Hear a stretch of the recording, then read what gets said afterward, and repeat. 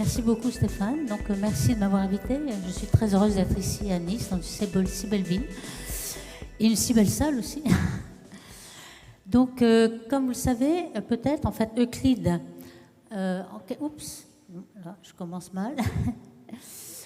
Euclide était un mathématicien de l'Antiquité grecque qui, comme on le voit sur ce tableau, est en train de montrer de la géométrie sur quelque chose qui est dans le tableau, hein, mais c'est pas vraiment. Et on a repris cette image pour montrer que Euclide, le satellite Euclide, va faire la géométrie de l'univers. Donc c'est ça le lien. Donc en effet, comme l'a dit Stéphane, nous avons eu un lancement, et c'est pour ça que la conférence ici est très actuelle, car on a un lancement le 1er juillet 2023, et on a déjà, à bout d'un mois, le satellite est arrivé au point L2 de Lagrange L2, et on a eu des premières images qui sont vraiment pas corrigées, il y a des traits qui sont les rayons cosmiques, etc. Mais déjà, ça montre que on va avoir quelque chose de formidable. Ici, c'est la caméra visible, et ici, infrarouge, avec aussi des spectres. Alors, tout ça, j'en dirai un petit peu plus plus tard, tout à l'heure, mais c'était pour montrer que vraiment, c'est déjà en train, et c'est assez actuel. Donc, pourquoi on lance Euclide? C'est qu'on a un contenu de l'univers qu'on ne connaît pas vraiment. Alors, on connaît vraiment la distribution. Donc, les astronomes sont très contents parce qu'on sait qu'il y a 5%... Oups, non. Alors, je suis désolée, je me trompe de bouton à chaque fois. Donc, on a 5% de matière ordinaire, la matière dans laquelle nous sommes faits, tout ce qui nous entoure, et notamment les étoiles, les galaxies, tout ce qu'on voit dans l'univers, c'est la matière ordinaire, mais ça ne contient que 5% du total. On sait qu'il y a une certaine matière noire, exotique, parce qu'on ne connaît même pas les particules dans lesquelles cette matière noire est faite. Et d'ailleurs, les candidats que l'on a disparaissent de plus en plus, donc on a beaucoup moins de candidats qu'avant. En fait, on l'appelle matière noire parce qu'elle ne rayonne pas, mais on devrait l'appeler matière invisible.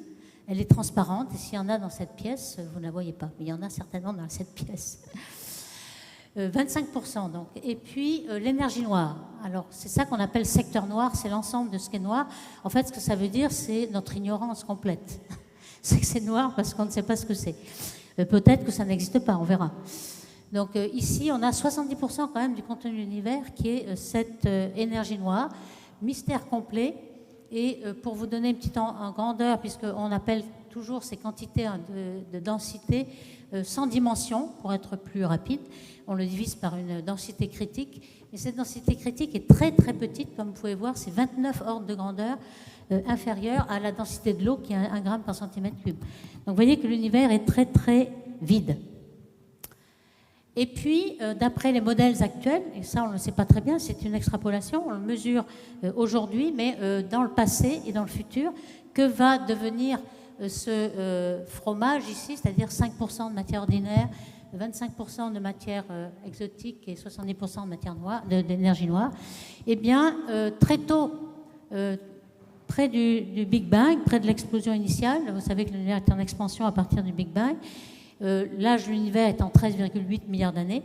Très tôt, c'est-à-dire 0,3 millions d'années, vraiment très près du Big Bang, on pense que l'énergie noire n'existait pas. Enfin, elle existait, mais elle était négligeable par rapport à la quantité de matière qu'il y avait, matière ordinaire, matière noire, et puis même le poids de la radiation, si on peut dire, puisque E égale mc2, vous avez une certaine masse, densité de photons, de lumière.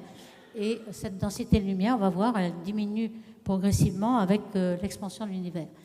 Et quand on extrapole, après 10 fois le temps d'aujourd'hui, eh bien on voit que l'énergie noire va complètement dominer. La matière sera complètement négligeable et on aura une expansion qui va être accélérée. Alors, est-ce que c'est vrai? Toutes ces expansions, en fait, on connaît mal ce qui se produit dans le passé, et de connaître le passé va nous permettre de prédire l'avenir. Donc le destin de l'univers, est-ce que c'est vraiment ça? Et ça, Euclide va nous le donner, parce qu'on va essayer d'avoir avec grande précision cette composition de l'univers. Donc, comment est-on arrivé là? Comment on a fait ce modèle? Je vais reprendre un petit peu les étapes historiques. En fait, on remonte à Einstein qui, comme vous le savez, a démontré en 1915 que la gravitation n'était pas une force comme les autres, mais une déformation de l'espace. Alors, déformation de l'espace, on représente l'espace à 2 dimensions, parce qu'à 3, ce serait un peu trop compliqué, mais enfin, il faut que vous généralisiez après à 3 dimensions. Donc, imaginons que tout l'espace est compris là-dedans, ce tapis, et la gravité, c'est une déformation de l'espace. Donc, ici, vous avez une étoile qui va être assez massive pour déformer l'espace, et on comprend bien que tous les autres corps vont se précipiter vers cette étoile parce que vous avez un trou, en quelque sorte. Donc, que disait l'équation de relativité générale? C'était qu'il essayait de relier la géométrie de l'univers, la déformation, la géométrie, la courbure, avec la quantité de matière et d'énergie qu'il y a dans l'univers. C'est ça, en fait, l'équation d'Einstein, relier la déformation de l'espace à la quantité de matière. Mais le problème, c'est qu'il a commencé en 1917 à essayer d'appliquer ça à l'univers, à tout ce qu'on connaissait. Et il pensait, comme on n'avait pas encore l'expansion de l'univers, elle a été découverte qu'en 1924-29. Et donc, on pensait à l'époque que l'univers était parfaitement statique. Les astres dans le ciel sont immuables, si on corrige évidemment de la rotation de la Terre, etc. Donc, statique. Et donc, il s'est dit, c'est pas possible, les solutions de l'équation sont soit une expansion, soit une contraction, mais il n'y a rien de statique. Donc, ça ne va pas. Je vais rajouter cette constante lambda. Alors, avec cette constante lambda qu'il rajoute, c'était possible de rajouter, mais il rajoute, il trouve que ça enlaidit la théorie, mais enfin, c'est nécessaire. Et donc, il arrive à un modèle d'univers qui est comme ceci, de courbe, très courbe, sphérique et fini. Alors là, c'est toujours à 2 dimensions, hein, toutes les galaxies sont sur la surface. Et puis, c'est fini, c'est-à-dire que si un voyageur part d'un côté, il va retomber sur ses pas après un certain long voyage. OK. Et puis, alors, on a découvert ensuite l'expansion de l'univers. Et ça a été découvert parce qu'on a compris que, alors ici, vous avez un ballon qui représente l'univers. Hein, l'univers, c'est la surface du ballon. Et on a mesuré les vitesses des galaxies. Alors, il faut bien dire que les galaxies, on s'est aperçu qu'elles existaient qu'en 1924, de 24 à 29 aussi. On pensait qu'il n'y avait que la Voie lactée au départ. Donc, on appelait ça les galaxies extérieures, comme si elles étaient extérieures à notre galaxie. En fait, c'est bizarre, nos galaxies extérieures, fatalement, elles sont tout le temps extérieures. Mais on pensait que toutes les nébuleuses faisaient partie de la Voie lactée à l'époque. Donc là, il a fallu un certain saut de concept pour voir qu'il y avait des tas de galaxies. Et ensuite, on mesurait par effet Doppler leur vitesse et elles s'éloignent de nous avec une vitesse proportionnelle à leur distance. Et en fait, ce n'est pas du tout un effet Doppler, elles ne s'éloignent pas du tout. Elles sont fixes et c'est seulement le ballon qui, la dilatation de l'espace, le ballon enfle parce que l'espace se déforme. Alors ça, c'est Georges Lemaître, un abbé belge, qui avait bien compris ça. Il avait fait le rapprochement entre les équations d'Einstein et l'expansion de l'univers, les vitesses de récession que mesuraient les astronomes. Et il avait dit, bon, ben, si je regarde dans le passé, ça veut dire que tout notre univers observable, il était réduit en un atome primitif. Alors cet atome primitif, il a reçu le nom de Big Bang en 1949 parce qu'il y avait encore des détracteurs. Le Big Bang, la théorie du Big Bang a mis du temps à être acceptée et Fred Hoyle, qui était un célèbre astronome, n'y croyait pas et il voulait s'en moquer à la BBC, il voulait dire qu'est-ce que c'est que cet univers qui explose? C'est le Big Bang. Et finalement, le mot est resté. Donc ça veut dire que ça représente bien l'univers. Et même, il y avait un certain astronome hollandais qui avait beaucoup d'intuition et s'était dit, je vais résoudre les équations d'Einstein qui sont très complexes en supposant qu'il n'y a que le lambda qu'a introduit Einstein. Donc que le lambda, la matière, je la néglige. Et tout le monde s'est moqué de lui. Einstein aussi, il dit, qu'est-ce que c'est que cet univers? Il explose, ça n'a rien de réaliste. Et en fait, il avait vraiment le nez parce qu'aujourd'hui, c'est l'univers dans lequel nous sommes. En fait, nous sommes dans un univers qui est... Alors, il avait résolu l'équation en disant qu'il y avait une expansion accélérée. C'était vraiment bizarre à l'époque. Et petite caricature ici, c'est caricaturer M.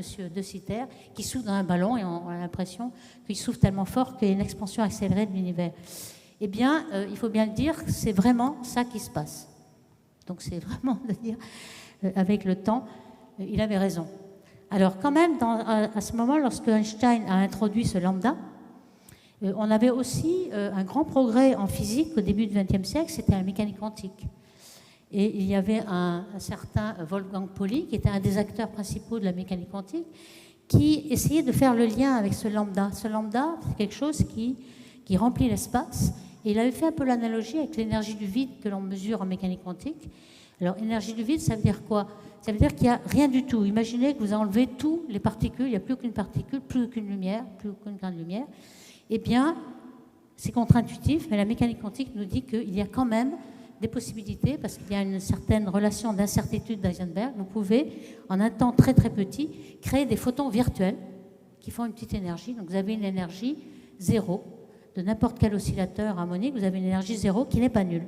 Donc une énergie du vide. Donc c'était tentant de se dire, bien, peut-être que le lambda qu'a introduit Einstein, c'est l'énergie du vide quantique.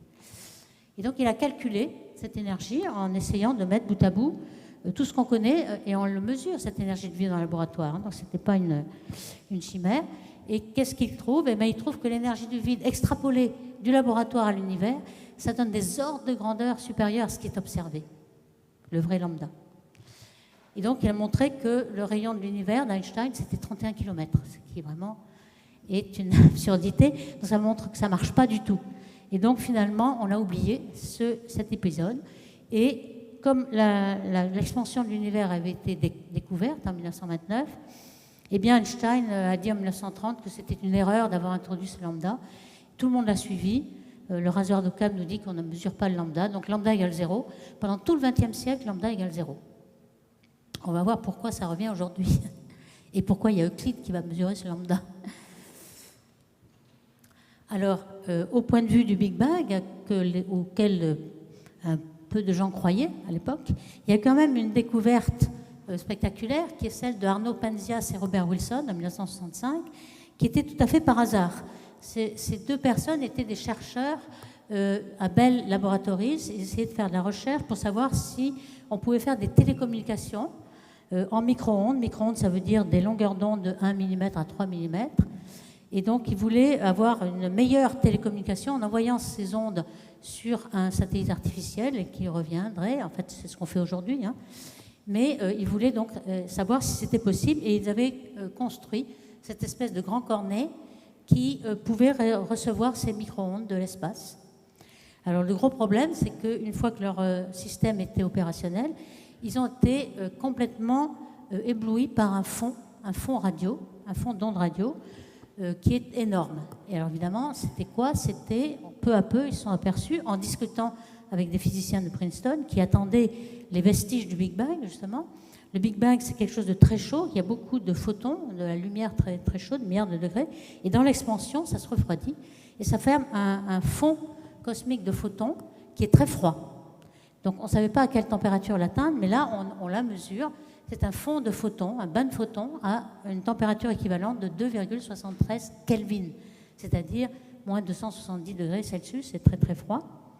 Donc, ils ont mesuré ça.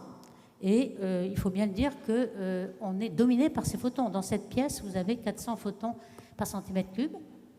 C'est énorme, qui nous viennent du Big Bang. Et comme ils vont à la vitesse de la lumière, ça vous fait 10 000 milliards de ces photons qui vous traversent par centimètre carré toutes les secondes. Donc vous êtes chauffé par le Big Bang, énormément. C'est exactement les mêmes photons que vous avez dans le four micro-ondes. Donc c'est un grand four micro-ondes. Alors là, vous voyez aussi que ça domine vraiment tous les fonds de l'univers. Vous avez un fond optique qu'on appelle Cosmic Optical Background ici. Vous avez le fond infrarouge qui est aussi toutes les étoiles de l'univers qui sont jeunes et obscurcies par la poussière. Elles rayonnent par la poussière. Donc vous voyez que c'est négligeable envers le pic du fond micro-ondes qui représente le Big Bang. Ici, c'est une échelle log. Vous avez 100 fois plus d'énergie dans le fond micro-ondes que dans les autres fonds de toutes les galaxies, de toutes les étoiles de l'univers. Donc c'est quand même énorme. Donc si on avait des yeux sensibles à ces micro-ondes, vous auriez un brouillard complet, on ne pourrait rien voir. Donc on a essayé de bénéficier de ce fond pour avoir des informations sur justement notre univers dans les débuts et d'où nous viennent tous ces photons-là que vous avez dans la pièce. D'où ils viennent? Eh bien, ils viennent de la dernière surface de diffusion de l'univers. Alors, je fais une analogie pour comprendre ce que c'est que cette dernière surface de diffusion, celle du Soleil. Vous avez le Soleil ici, qui émet beaucoup de photons, qui sont dus à la transformation, à la fusion d'hydrogène en hélium. Et au fond, on a énormément de photons au centre, là, mais qui ne sortent pas, ils sont diffusés, parce que c'est un plasma de gaz ionisé qui diffuse toute la lumière. Ils sont tellement diffusés qu'ils sortent qu'au bout de 200 000 ans, alors que finalement, le rayon du Soleil fait 2 secondes de lumière. Donc si vous n'étiez pas diffusé, en 2 secondes, il serait sorti. Et là, vous avez tellement de diffusion qu'il faut attendre 200 000 ans pour qu'un photon sorte. Vous voyez que c'est vraiment très opaque. Et lorsqu'on arrive au bord du Soleil, évidemment, il y a beaucoup moins d'opacité, vous avez beaucoup moins de matière, et donc les photons sortent en ligne droite et vont jusqu'à vous. C'est exactement pour le Big Bang pareil. Vous avez un Big Bang où tous les photons sont piégés par la matière ordinaire, qui est un plasma ionisé, puisque c'est très très chaud. Et donc il est diffusé complètement, et donc le Big Bang, on ne le voit pas, parce qu'il est opaque au rayonnement. Le rayonnement est diffusé. Mais avec l'expansion de l'univers, ça va être dilué, il arrive un moment, et ce moment, c'est 380 000 ans après le Big Bang, où les photons sortent. Ils ne sont plus diffusés. Alors, ils ne sont plus diffusés aussi parce que tout d'un coup, la température de l'univers par expansion est arrivée à 3000 degrés, et qu'à 3000 degrés, le proton et l'électron se recombinent pour former l'atome d'hydrogène. Donc, c'est une particule neutre qui ne diffuse plus le photon. C'est surtout les particules ionisées qui le diffusent. Donc, à ce moment-là, les photons du Big Bang nous sortent directement en ligne droite jusqu'à nous. Donc ce sont eux qu'on voit. Donc on essaie de cartographier cette dernière surface de diffusion. Donc on cartographie l'univers tel qu'il était très peu après le Big Bang. Donc c'est ce qu'on fait avec des satellites. Il y a eu 3 satellites qui ont été lancés, COBE par les Américains, la NASA, WMAP et Planck. Le dernier étant européen, ici, de 2013 à 2018, où on a eu le dernier résultat. Alors, ce que vous voyez ici, c'est une fois qu'on a soustrait le fond, qui est énorme, comme je disais, qui est à peu près constant. Et une fois qu'on a soustrait ce fond, on a un dipôle, plus chaud d'un côté et plus froid de l'autre. Ce sont les photons qui ont une température légèrement supérieure d'un côté que de l'autre. Et tout ceci est dû au fait que la Voie lactée, et nous avec, on bouge par rapport au référentiel de ces photons, qui est le référentiel fixe de l'univers, en quelque sorte. Et donc, comme on bouge, comme vous courez dans la pluie, vous avez plus de pluie qui viennent vers vous, et c'est un peu la même chose. Ici, on voit qu'on bouge de 600 km par seconde envers un grand attracteur qui est un amas de galaxies derrière la Voie lactée. Alors, on va soustraire ce dipôle, qui nous a donné déjà de l'information, et puis ce qu'on voit, c'est en coordonnées de la galaxie. Donc la galaxie est ici, la Voie lactée, donc c'est la latitude des longitudes galactiques. On voit que la galaxie émet des choses. Donc il y a des avant-plans qui sont émis par notre galaxie et qui nous gênent en fait. On veut les éliminer. Alors c'est facile de les éliminer parce qu'ils n'ont pas du tout le même spectre que le fond cosmologique. Et donc on va éliminer toute cette galaxie-là. Et ce qu'on voit, c'est vraiment l'aspect de la dernière surface de diffusion, 380 000 ans après le Big Bang. Alors tout ça, c'est pas du bruit, on a l'impression que c'est du bruit, c'est aléatoire, mais c'est pas du tout. C'est les graines des grandes structures qui vont se former dans l'univers. Et on va apprendre quelque chose avec cette carte-là. Alors ça, c'est la carte de Kobe qui, au début, n'avait pas beaucoup de résolution. Vous voyez que celle de Planck, c'est la même, mais avec des résolutions beaucoup plus fines. On a 1 degré au moins. Alors, de là, on va tirer énormément de résultats.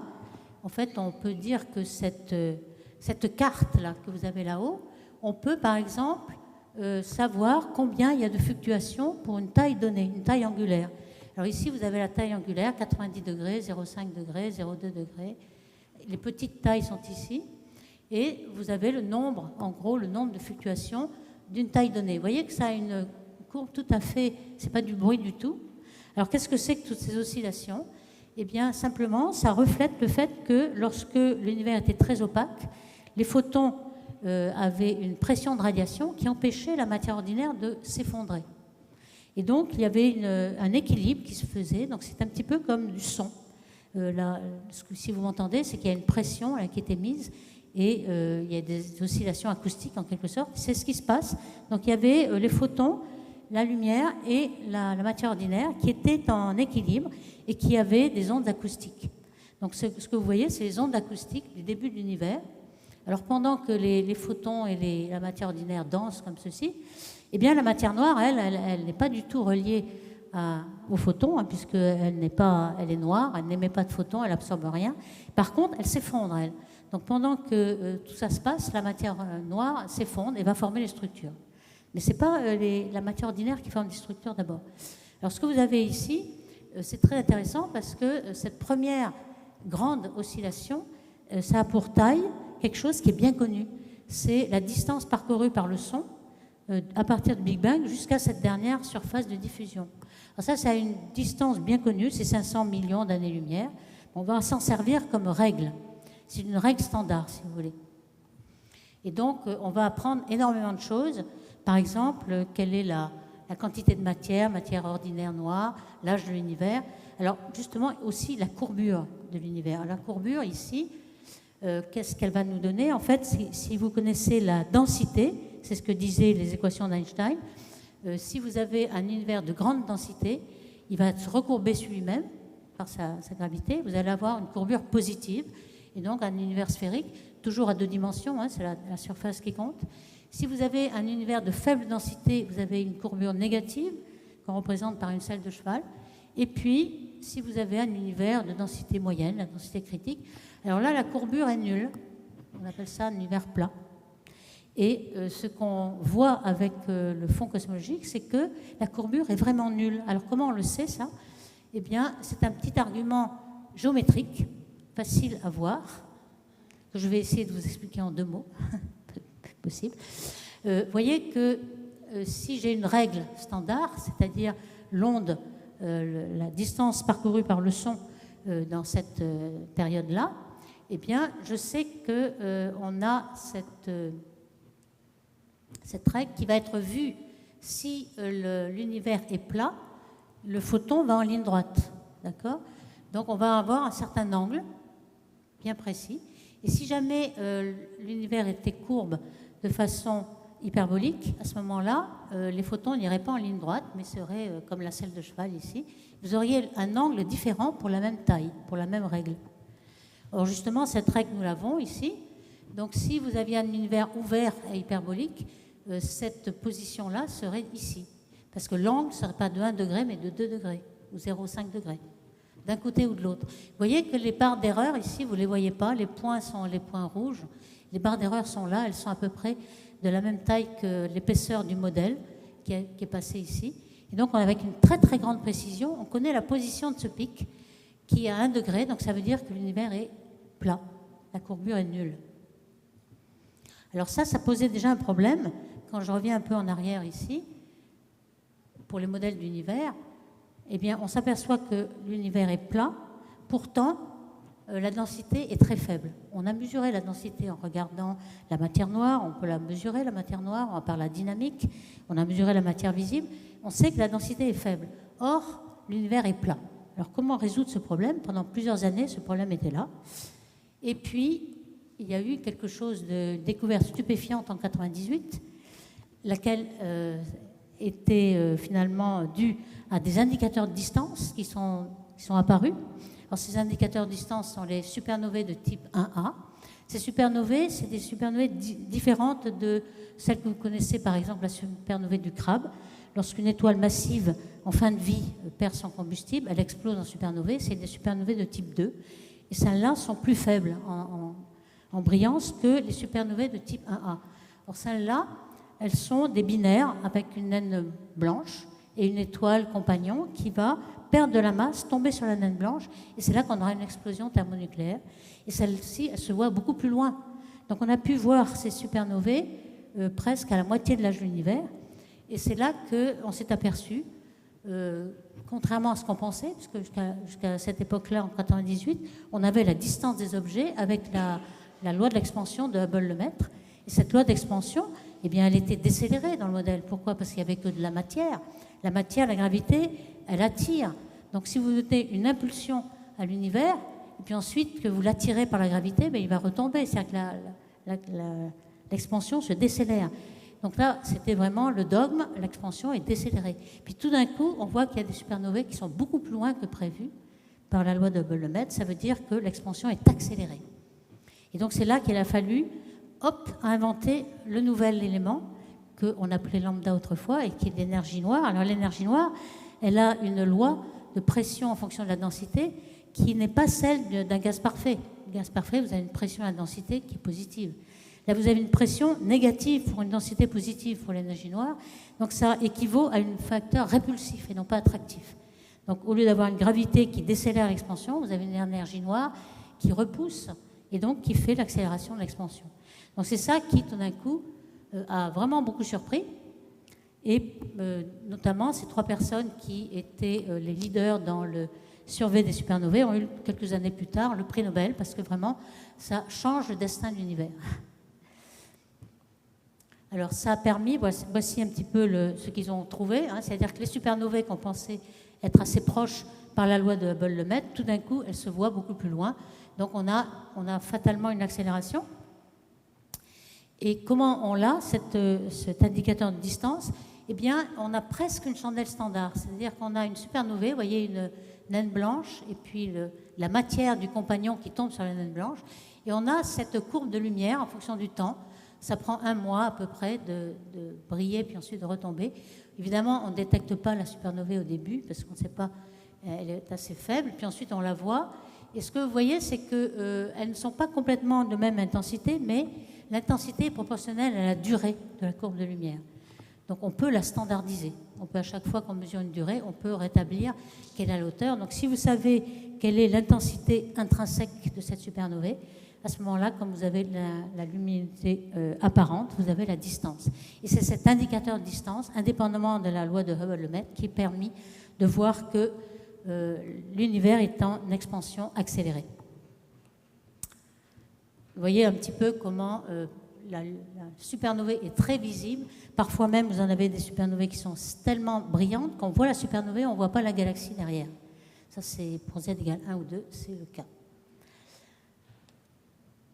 Alors, maintenant qu'on a ce fameux lambda, cette énergie noire, qui est l'énergie du vide, on reprend nos calculs de Wolfgang Pauli. Est-ce qu'on ne s'était pas trompé? Wolfgang Pauli ne connaissait pas tout. Depuis les années 60-70, on sait qu'il y a eu beaucoup de progrès en mécanique quantique. On sait que le proton et le neutron ne sont pas des particules élémentaires, c'est plutôt des quarks qui sont formés de 3 quarks. On a fait beaucoup de progrès. On a une chromodynamique quantique. Donc je ne rentre pas dans les détails, mais est-ce que ça va résoudre notre problème d'énergie du vide? Eh bien non. Eh bien non, quand on refait le calcul avec toutes nos connaissances supplémentaires, eh bien on a encore une énergie du vide qui est, alors ça dépend si on est à l'échelle de l'interaction électrofaible. Maintenant on sait très bien qu'il y a plusieurs fusions d'interactions ici. Eh bien on a 56 ordres de grandeur ou 119 ordres de grandeur si on va jusqu'à l'échelle de Planck, plus grande que l'énergie du vide qui est observée. Cette fois-ci, elle est observée avec l'accélération de l'expansion. Donc vous voyez que ça ne marche pas du tout. Du tout, du tout. Alors, est-ce qu'elle existe bien, cette énergie du vide? Oui, oui, oui. Elle existe puisque depuis 48, donc même depuis 30 ans dans le laboratoire, on la mesure. On a vraiment le bon ordre de grandeur. Par exemple, on a 2 plaques métalliques qui sont dans le vide. Alors c'est difficile de faire le vide, mais on y arrive un petit peu. Eh bien, ces plaques s'attirent. Pourquoi elles s'attirent? Parce qu'il y a des photons virtuels de l'énergie du vide qui sont là partout. Alors ici, il y en a moins. Pourquoi? Parce qu'il faut qu'ils se réfléchissent et la longueur d'onde soit un multiple de l'espacement entre les plaques. Donc il y a moins de photons. Et donc finalement, elles s'attirent. Et on mesure la force d'attraction et on mesure l'énergie du vide. Donc en laboratoire, c'est vraiment nickel. Comment ça se fait que si on extrapole du laboratoire à l'univers, on trouve quelque chose qui ne correspond pas du tout? Ça, c'est encore un mystère qui devrait être résolu. On va voir la nature de l'énergie noire. Qu'est-ce que c'est? Est-ce que ça existe? Est-ce que c'est une gravité modifiée? Peut-être que Euclide sera capable de le dire. Alors, il y a quand même cette découverte de l'accélération de l'expansion a permis de résoudre beaucoup de problèmes.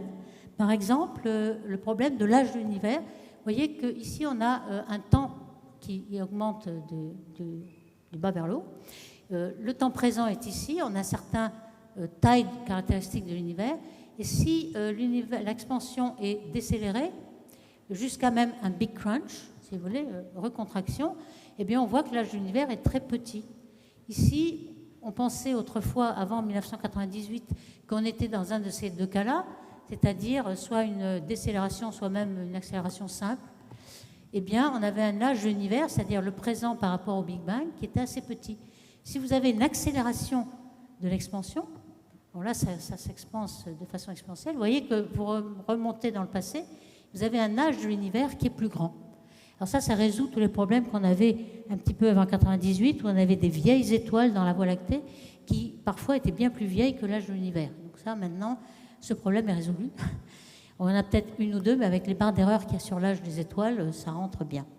Donc là, on a bien résolu ce problème.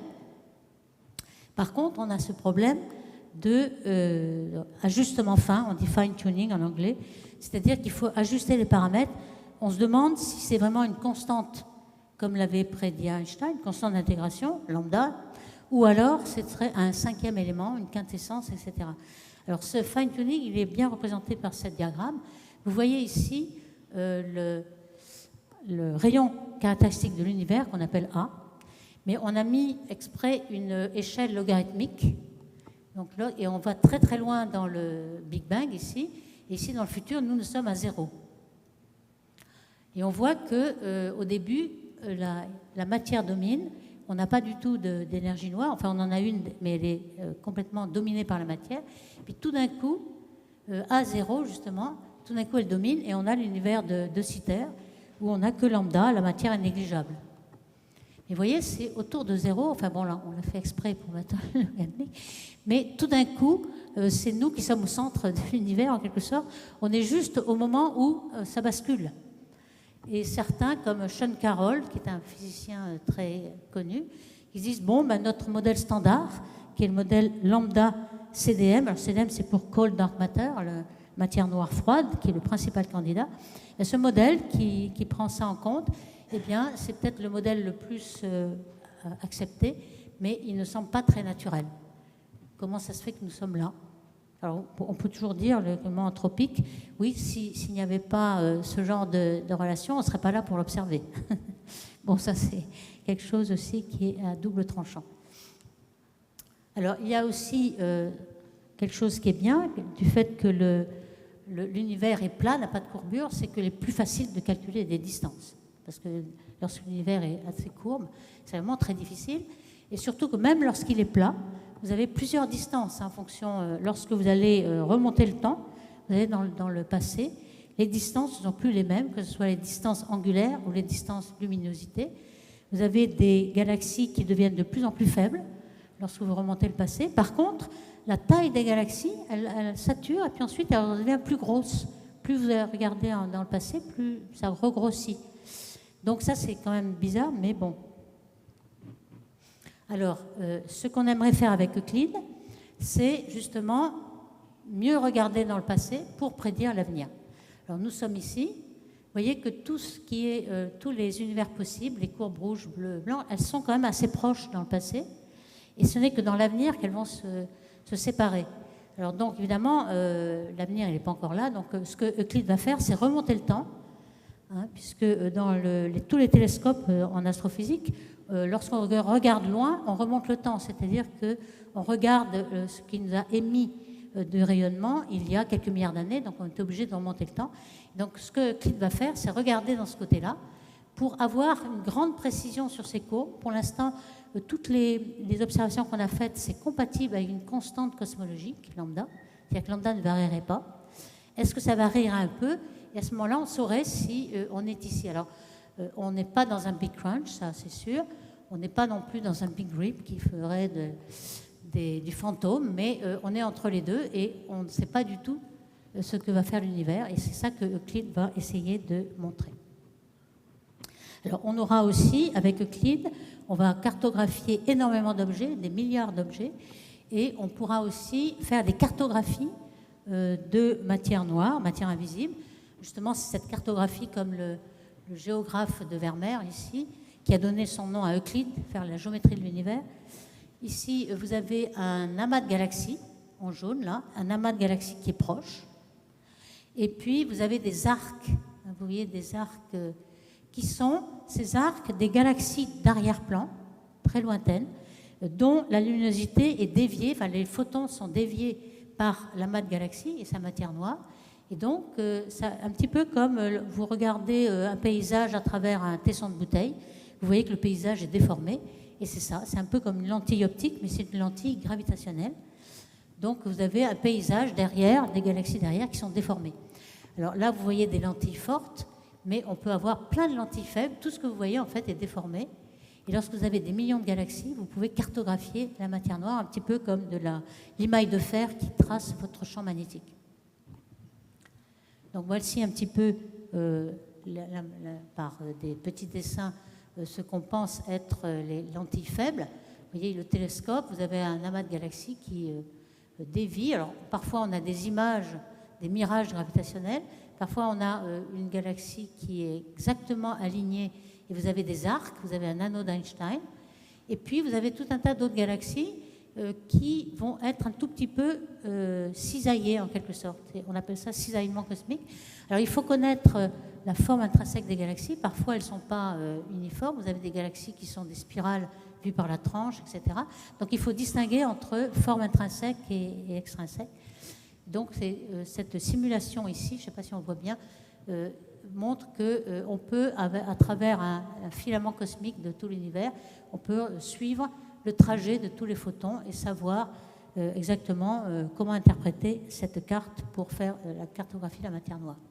Alors, au point de vue lentille gravitationnelle, forte déjà, depuis, il faut un télescope spatial parce que ces anneaux sont très fins. Donc, si vous n'avez pas la résolution, vous ne voyez pas, vous avez l'impression que c'est des interactions de marée. Donc, ici, depuis 2010, le Hubble Space Telescope a découvert une centaine, moins de 100 en fait. Vous les avez toutes ici. Vous voyez, des anneaux d'Einstein, des arcs, etc. Il y en a moins de 100 et depuis 2010. Vous voyez que c'est un temps assez long.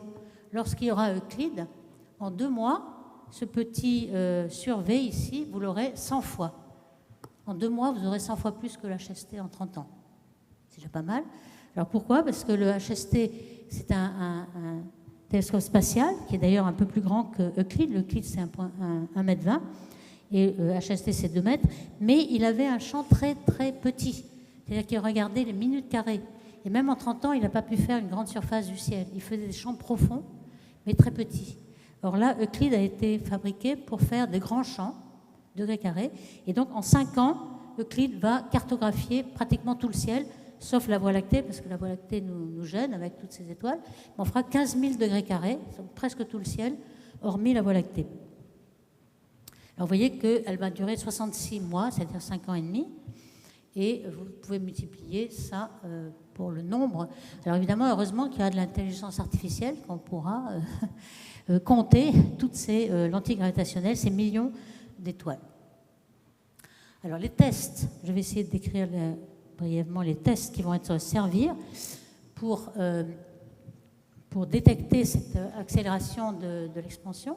Donc ici, ce que vous voyez, c'est que c'était un survey qui est quelques années maintenant, mais qui avait montré l'accélération ici, l'accélération, donc l'expansion de l'univers est décélérée, et vous voyez qu'elle s'accélère récemment finalement.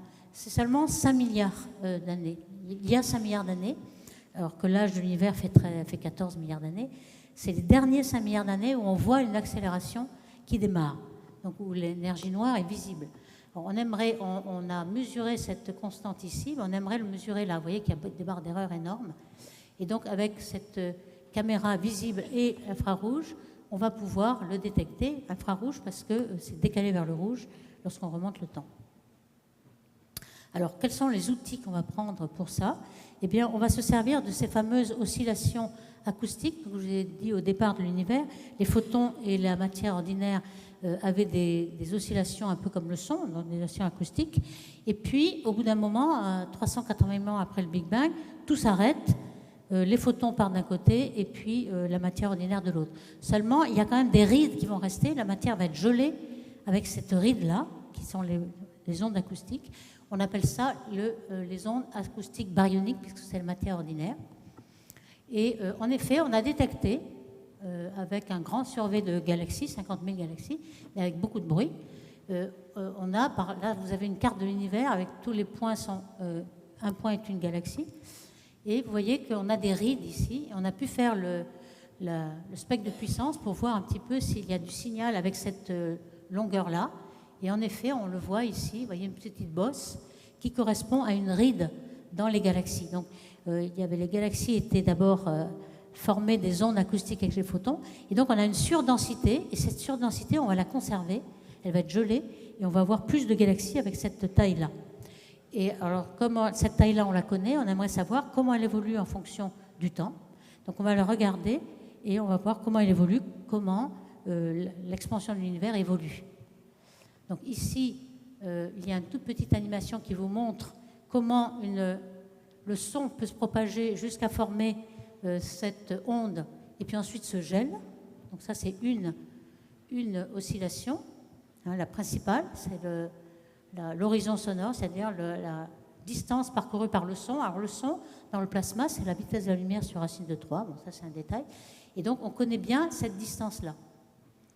Alors évidemment, il n'y en a pas qu'une seule. Hein. Vous avez tout un tas d'ondes qui se propagent. Et donc, c'est ça qu'il faut faire, c'est le spectre des fluctuations. Et on espère retrouver une taille caractéristique qui ressort. Et en effet, avec les premiers résultats des surveys de galaxies, ça donne ça. Mais pas encore avec assez de précision, puisqu'on a 100 000, 1 million de galaxies. Là, on voudrait en avoir 12 milliards de galaxies avec Euclide. Donc, bon, je ne répète pas ça, c'est les oscillations acoustiques, hein. Je l'ai déjà décrit. Et puis, on a détecté aussi, on a commencé par détecter avec la forêt de Lyman alpha, c'est-à-dire on commence à avoir, on remontait un peu plus le temps, à peu près à la moitié de l'âge de l'univers, et on a détecté cette onde acoustique ici, gelée dans l'univers. Alors, ça permet de le mesurer dans plusieurs directions. Vous la mesurez sur le ciel, la surface du ciel, et puis vous le mesurez aussi en profondeur. Donc ça vous permet d'avoir la constante de Hubble aussi, puisque cette taille-là doit être sphérique, et donc vous avez la même taille, donc ça nous permet de détecter ça. Ici, vous voyez qu'elle est nettement détectée. Donc c'est un premier résultat, mais encore avec des barres d'erreur que l'on n'aura pas avec Euclide. Alors évidemment, il faut corriger cette espèce de rond, hein, de ride qu'il y a dans les galaxies. On voit bien qu'elle est perturbée par le mouvement propre des galaxies. Parce qu'en fait, les galaxies ne sont pas juste immobiles sur le ballon qui se déploie, hein, l'image de l'expansion de l'univers. Il y a aussi des mouvements propres parce que les galaxies s'attirent les unes entre elles. C'est des petits mouvements, mais il faut les corriger. Donc ça vous montre comment on corrige tous ces mouvements. Et puis il y a d'autres outils. Donc ça, les oscillations baryoniques seront un des outils d'Euclide. Il y en a un autre qui est la formation des amas. Alors là, vous avez un amas de galaxies, par exemple l'amas de Coma. Et lorsqu'on mesure les vitesses, il y a deux façons de l'interpréter. Il y a la vitesse qui est la vitesse d'éloignement et qui est due à l'expansion de l'univers. Et puis il y a aussi des vitesses qui sont très fortes à l'intérieur d'un amas. Vous avez par exemple dans l'amas de Coma 1000 km par seconde de dispersion de vitesse parce que vous avez un puits de potentiel assez profond. Et donc c'est ce qu'on appelle les doigts de Dieu, parce qu'en fait on a l'impression, si on l'interprète par la loi de Hubble, on a l'impression que l'amas s'étire le long de la ligne de visée. Et en fait, c'est faux. C'est simplement dû au mouvement propre des galaxies dans l'amas. Alors, vous voyez que cet effet de doigt de Dieu, vous l'avez ici.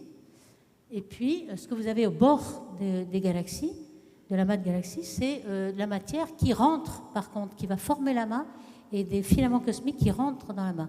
Donc, vous avez des vitesses propres aussi dans l'autre sens. Donc, tout ça, c'est ce qu'on appelle une distorsion entre le décalage vers le rouge et l'espace. On va appeler ça RSD pour faire plus court. Et ça, c'est un outil qui va nous donner des informations sur, justement, l'expansion, mais aussi la quantité de matière noire, la quantité d'énergie noire. Donc ça, c'est un deuxième outil. Déjà, on a des mesures de cela avec des surveys actuels, mais vous voyez un petit peu avec quelle barre d'erreur on l'a.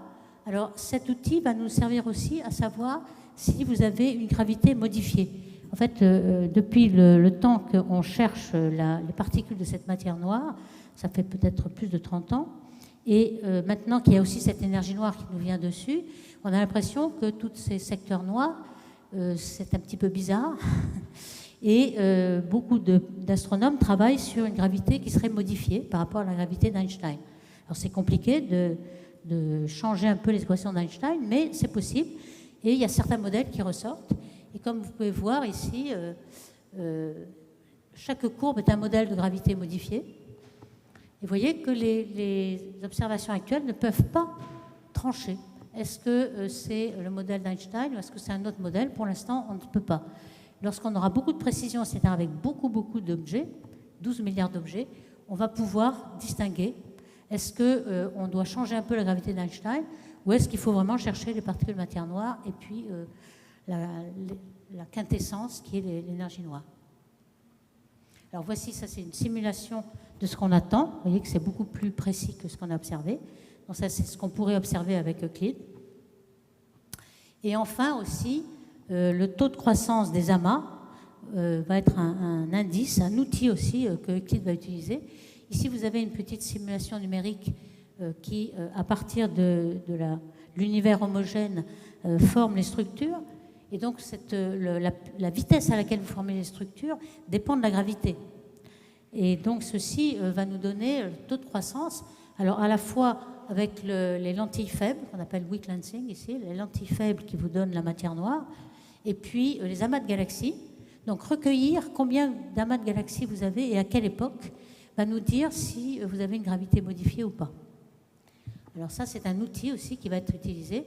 Bon, on a un petit peu simplifié en disant tous les amas de galaxies que vous allez mesurer avec Euclide vont vous donner tous ces paramètres, la matière noire, la vitesse de croissance, la gravité modifiée, etc. Donc vous voyez, vous avez beaucoup d'outils. Dès que vous regardez énormément de galaxies à toutes les époques, vous pouvez vraiment mesurer l'accélération de l'expansion ou sa non-accélération. Et donc, vous allez avoir énormément de... Alors, un cinquième outil, et je crois qu'il n'y en a que 5 pour l'instant, un cinquième outil, c'est cet effet qu'on appelle Sachs-Wolf, après les astronomes qui l'ont détecté, et qui est le suivant. Si vous avez un grand amas de galaxies, une grande structure, et que vous avez des photons qui tombent dans l'amas, qui traversent l'amas, alors vous allez me dire, lorsque vous faites tomber quelque chose dans un puits de potentiel, par exemple de l'eau qui tombe d'un barrage, vous savez que l'eau est immobile au départ, et puis lorsqu'elle tombe, elle transforme l'énergie potentielle en énergie cinétique, donc elle va à grande vitesse. Le photon, lui, quand il tombe dans un puits de potentiel comme ça, il va toujours à la même vitesse, il va toujours à la vitesse de la lumière. Donc qu'est-ce qui arrive?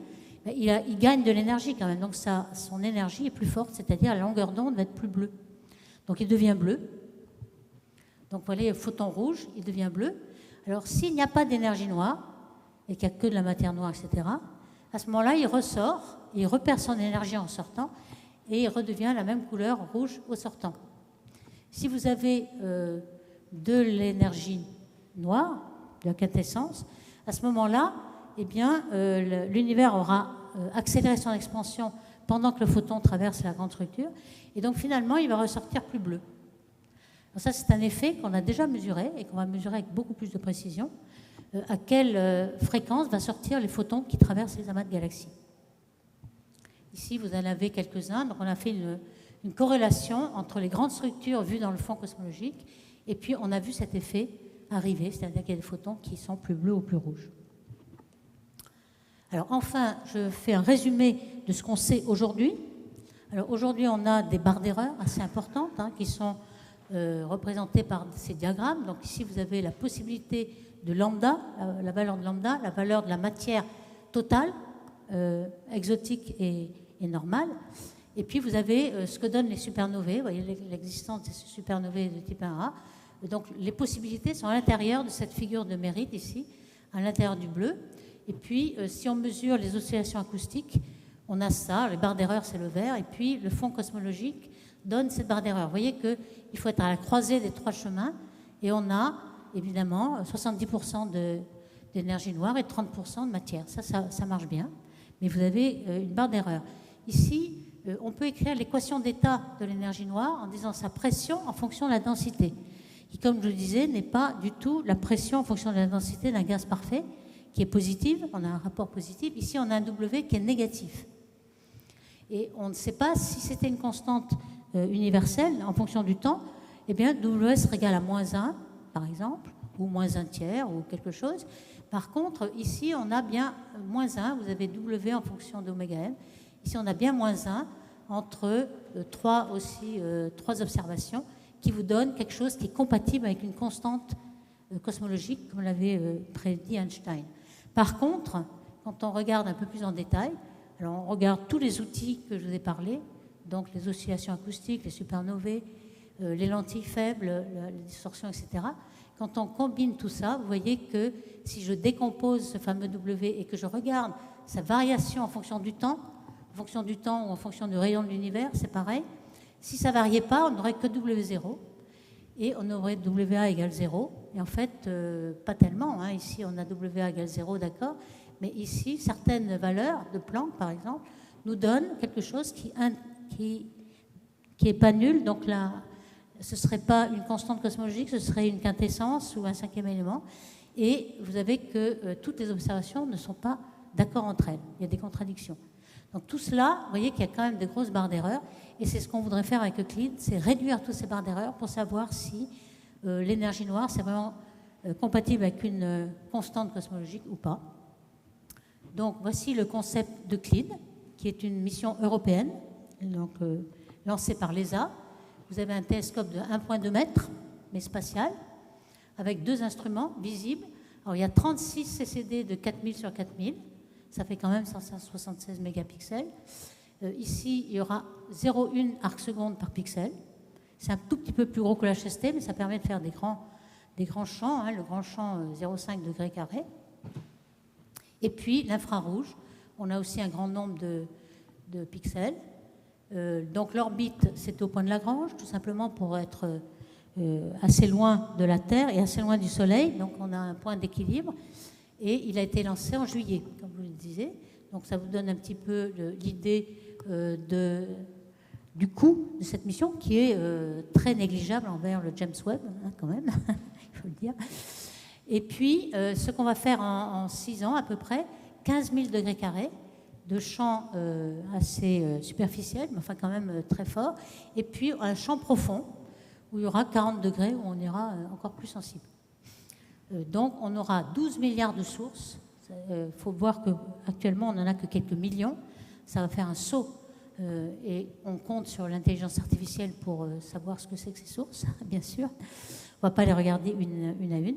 Et 50 millions de redshift, c'est-à-dire de spectres faits sur Euclide. Ensuite, on aura beaucoup d'autres spectres faits au sol, qui sont des suivis sol. Alors, évidemment, vous allez me dire, tout ça pour une constante et pour savoir ce qu'est l'énergie noire? Non. En fait, vous allez avoir énormément de retombées sur la formation des galaxies. Donc, je vous donne quelques effets. On ne sait toujours pas quelles sont les galaxies qui vraiment vont réaliser l'univers. On ne sait pas comment sont formées les galaxies. Est-ce qu'elles s'assemblent leur masse par des fusions, etc., etc. Donc, tout ça, c'est de la physique de galaxies qui va être en plus. On appelle ça le legacy. C'est-à-dire qu'on lance un satellite pour quand même trouver le mystère de la matière noire et de l'énergie noire, mais en plus, quand on aura 12 milliards d'objets, alors là, on pourra faire énormément de choses avec les galaxies. Donc, comment se forme la séquence de Hubble? On a vu déjà un petit peu avec le James Webb que la séquence de Hubble se formait dès z égale 6, alors qu'on pensait que ce n'était pas vrai. Donc, les premières images, je vous montre rapidement ce qui s'est passé. Alors, quand même, Thalès a commencé à construire dès 2013, Thales Alenia, qui est à Cannes aussi. Enfin, le dernier assemblage était à Cannes. On avait déjà fait des simulations de ce que les images pourraient produire avec le VIS, et vous allez voir que ça ressemble pas mal avec les premières images, qui ne sont pas encore corrigées de toutes les aberrations, de tous les rayons cosmiques, etc. Mais vraiment, c'est remarquable, ça commence vraiment à être ce qu'on attendait. Ici en visible et ici en infrarouge. Vous avez le lancement ici, une image du lancement qui au départ devait être par Ariane, mais qui, avec les problèmes Soyouz en fait, Soyouz, et qu'on a essayé ensuite de lancer Ariane, mais il ne pouvait pas. Donc on a quand même fait confiance à SpaceX et ça a marché. Et puis, il faut aussi noter que les instruments qui sont dans le consortium Euclide a une grande contribution de la France, très grande contribution, non seulement le CNRS, le CERN, mais aussi toutes les universités françaises. Il y a Paris, Lyon, Marseille, Nice, etc. Et donc, Yannick Mélier est le responsable du consortium, du projet, à Paris, à l'IAP. Ici, 12 août, il y a eu une vérification qui va durer à partir du 12 août pendant 2 mois. Et ensuite, les observations vont vraiment commencer. Donc, l'orbite, c'est celle-ci. Alors on dit toujours, hein, quand on dit il va être au point de Lagrange, on a l'impression qu'il y a plein de satellites qui vont se collisionner au point de Lagrange. En fait, c'est pas vrai du tout parce que l'orbite est très grande. Ici, vous avez 1,5 million de kilomètres et le grand axe de l'orbite fait 800 000. Donc c'est presque comparable. Donc on a une orbite autour du point de Lagrange qui est tellement grande que ce soit James Webb, Planck, Herschel, etc., ne collisionnent pas. Hein, vous n'avez aucun souci. Donc ici, vous voyez qu'il a mis 1 mois d'aller ici à là. Et donc ces premières images, ici, on vous montre tous les CCD, hein, les 36 CCD. Et ici, il y a un zoom de celui-là, où vous voyez des tas de choses, des galaxies, des amas d'étoiles, énormément de choses. Donc on pourra faire à la fois des choses qui sont presque dans la Voie lactée, un petit peu à haute latitude, et puis des choses qui sont très très loin dans l'univers. Donc on a quelque chose concomitant, puisqu'on observe des très grands champs. Et le NISP marche très très bien. Vous voyez des galaxies, vous voyez... Alors évidemment, ça n'a pas été corrigé de toutes les distorsions des rayons cosmiques. Et le GRISM marche très bien aussi. Ça, c'est une première photo. Alors vous voyez que c'est un spectro qui n'a pas de fente, etc., mais qui vous donne la dispersion de tous les objets dans le champ. Donc vous avez l'ordre 0 qui vous donne l'objet, et puis ensuite vous avez tout le spectre de tous les objets. Donc il y a énormément d'informations sur une image, et vous pouvez avoir plein de vitesses. Donc en résumé, Euclide a été lancé, il marche très très bien, il y a de très belles images, donc c'est très prometteur. Le principal but, c'est l'énergie noire, avec les 5 tests cosmologiques que je vous ai décrits, les lentilles gravitationnelles, la distorsion de l'espace et des redshifts, les oscillations acoustiques, les amas de galaxies et l'effet ISW. L'Europe est en position vraiment dominante, et la France à l'intérieur de l'Europe aussi. Et puis, vous aurez un grand héritage, 12 milliards de sources, 50 millions de redshifts faits avec Euclide lui-même. Donc, on a énormément de données à digérer pendant les 5 années qui suivent, qui vont nous donner des tas de cibles pour comparer avec le James Webb et ALMA et tous les autres. Merci beaucoup.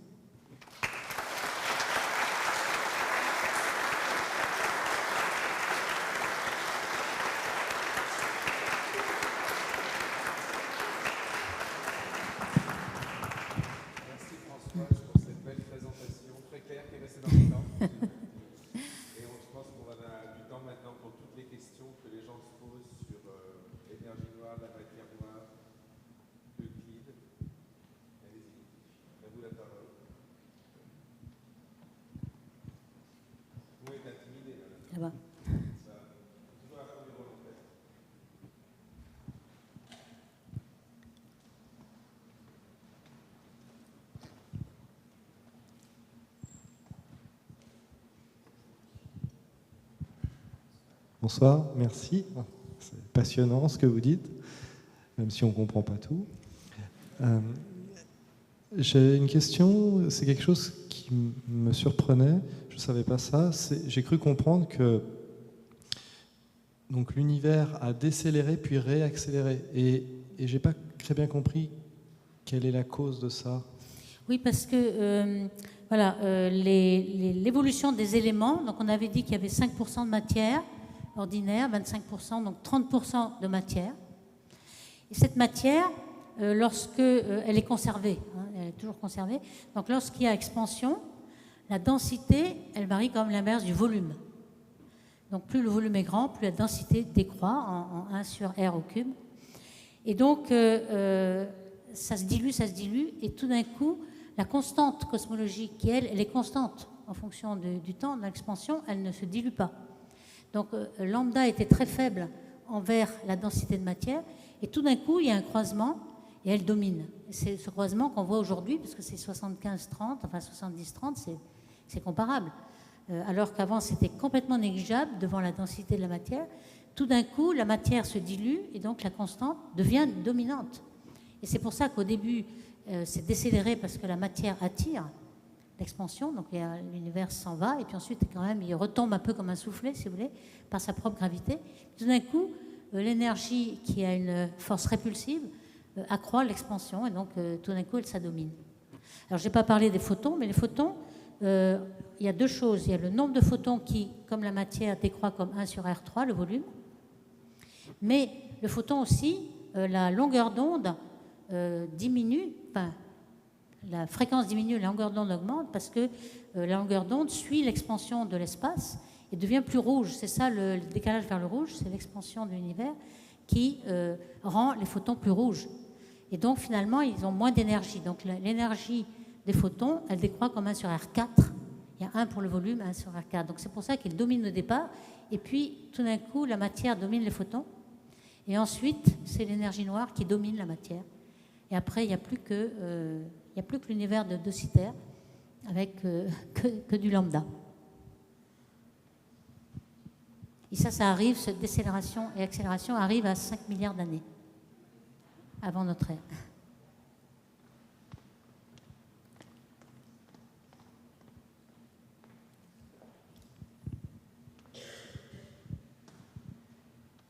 Merci, monsieur. J'aime bien la métaphore des ballons, vous savez, pour expliquer, pour mieux comprendre l'expansion de l'univers. Mais si le contenu est en expansion, c'est quoi le contenant? Oui, ça c'est difficile parce que j'ai fait une métaphore à 2 dimensions. Il faut s'imaginer, je reconnais que c'est très difficile, à 3 dimensions. Donc c'est plutôt une grosse éponge et l'éponge se dilate. Tout se dilate en fait. Il n'y a pas de contenant. Le contenant, c'est l'espace. C'est l'espace qui se dilate. C'est le contenant qui se dilate en même temps que le contenu. Il n'y a pas... là, ma métaphore, en effet, est à 2D. Donc on a l'impression que c'est le ballon qui s'expanse dans un espace fixe. C'est pas vrai. C'est juste la métaphore qu'il faut considérer qu'il n'y a que la 2 dimensions. Le reste n'existe pas. Alors, si vous prenez à 3 dimensions, mais ce serait difficile de dessiner, il faut prendre un espace global, nos 3 dimensions qu'on connaît, et ces 3 dimensions qui s'étirent.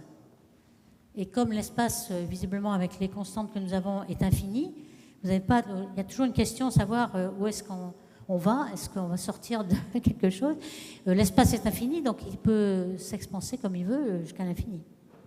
Parce que l'infini de l'infini, il n'y a pas de limite.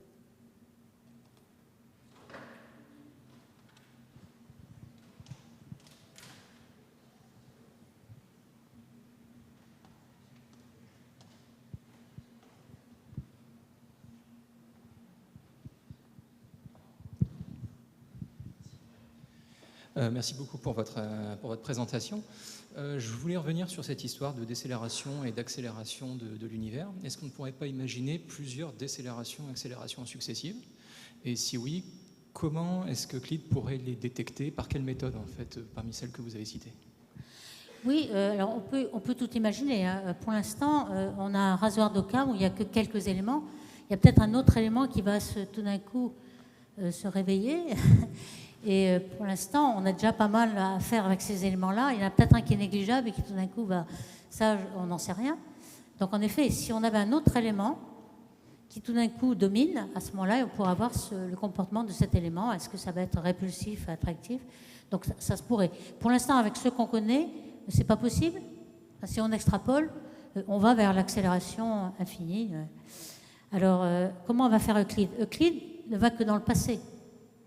Le futur n'existe pas encore pour lui, donc on va dans le passé, on remonte le temps en regardant le ciel, mais en remontant un petit peu les distances. Hein, les distances équivaut à du temps.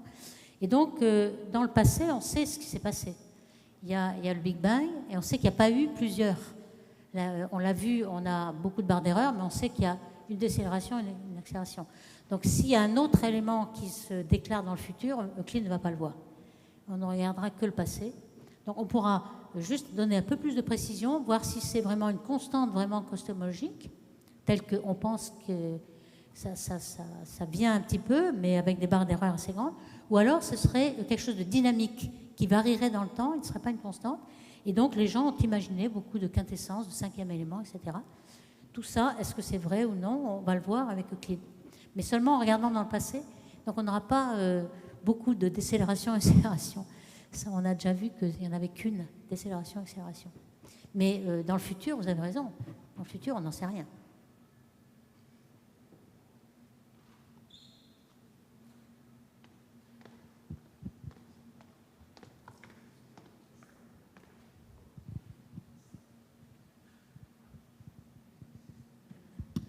C'est une question beaucoup moins scientifique, mais je voulais savoir quelle est la place de la France dans la position dominante de l'Europe. Oui, il y a, par exemple, pour la construction de vis, on est PI. Donc, la construction d'instruments. Aussi, le CNES a beaucoup aidé. Le CNES est une agence spatiale qui est très forte en France par rapport à d'autres agences spatiales. Bon, en Italie, il y en a une, etc. Mais le CNES a beaucoup aidé et donné du budget et aider les astronomes français à développer ces instruments. Donc on a le CNES qui est un point très fort et on a beaucoup d'équipes qui ont construit les instruments, le CEA, etc. Donc là, on est en pointe en France et c'est pour ça que le PI du consortium est Yannick Mélier à Paris. C'est lui qui gère un peu toutes les équipes. Il y a beaucoup de pays, mais la France a vraiment un rôle majeur en Europe pour cela.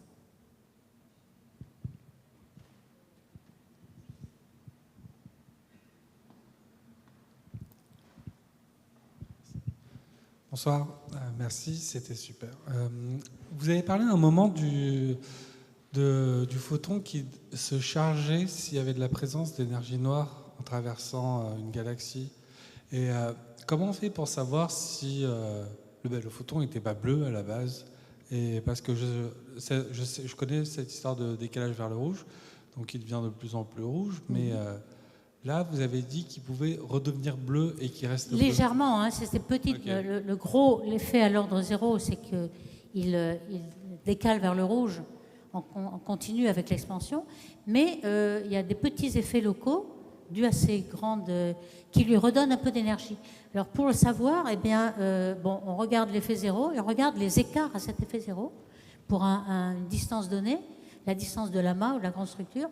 Et pour savoir la grande structure, on le combine avec d'autres instruments comme le fond micro-ondes. Planck a donné les grandes structures. On a des grandes structures parce qu'on a des plus et des moins. Vous savez, la carte de Planck, il y avait du rouge, du bleu ou bien du jaune, du vert, c'est pareil. Mais donc on sait où sont les grandes structures et on voudrait savoir quelle est la température du photon à ce moment-là en fonction du puits de potentiel. Donc on a, grosso modo quand même, ce sont des petits effets par rapport à l'effet principal qui est celui du rougissement dû à l'expansion. C'est des petits effets, mais on voit qu'il y a quand même des fluctuations.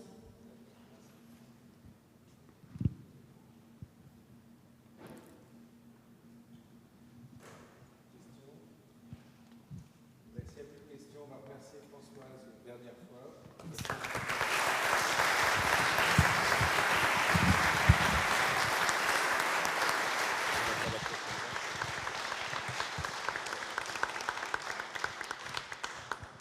Et donc rendez-vous, c'est pas ici, ça sera à l'Artistique, quelque part en février, je crois, c'est ce qu'on avait prévu, ou mars. Voilà. Merci à vous et à très bientôt.